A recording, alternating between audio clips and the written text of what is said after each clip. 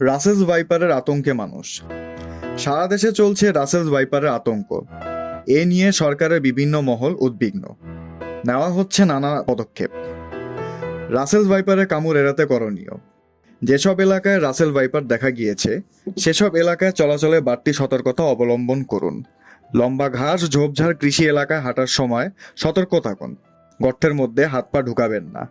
সংশ্লিষ্ট এলাকায় কাজ করার সময় বুট এবং লম্বা প্যান্ট পরুন। রাতে চলাচলের সময় অবশ্যই টর্চ লাইট ব্যবহার করুন। বাড়ির চারপাশ পরিষ্কার ও আবর্জনা মুক্ত রাখুন।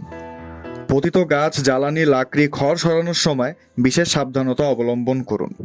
সাপ দেখলে তা ধরা বা মারার চেষ্টা করবেন না। প্রয়োজনে জাতীয় হেল্পলাইন 333 নম্বরে কল করুন বা নিকটস্থ বন বিভাগের অফিসকে অবহিত করুন।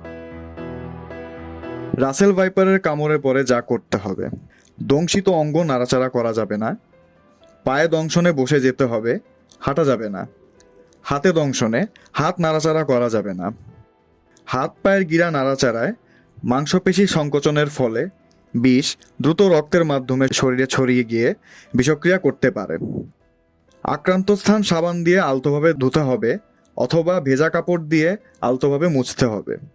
ঘড়ি বা অলংকার, তাগা ইত্যাদি থাকলে খুলে ফেলুন।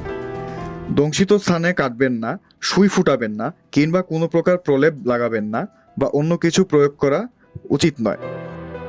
সাপে কাটলে ওঝার কাছে গিয়ে অযথা সময় নষ্ট করবেন না। যত দ্রুত সম্ভব নিকটস্থ হাসপাতাল বা স্বাস্থ্যসেবা কেন্দ্রে যান। আতঙ্কিত হবেন না। রাসেলস ভাইপারের বিষ প্রতিষেধক বা অ্যান্টিভেনম নিকটস্থ সরকারি হাসপাতালে বিনামূল্যে পাওয়া যায়।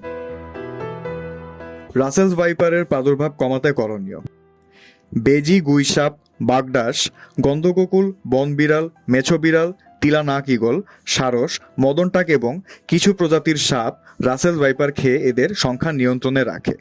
এ সকল বন্যপ্রাণীকে মানুষের নির্বিচারে হত্যার কারণে প্রকৃতিতে রাসেল ভাইপার বেড়ে যাচ্ছে। তাই বন্যপ্রাণী দেখলে অকারণে তা হত্যা, এদের আবাসস্থল ধ্বংস করা থেকে বিরত থাকুন।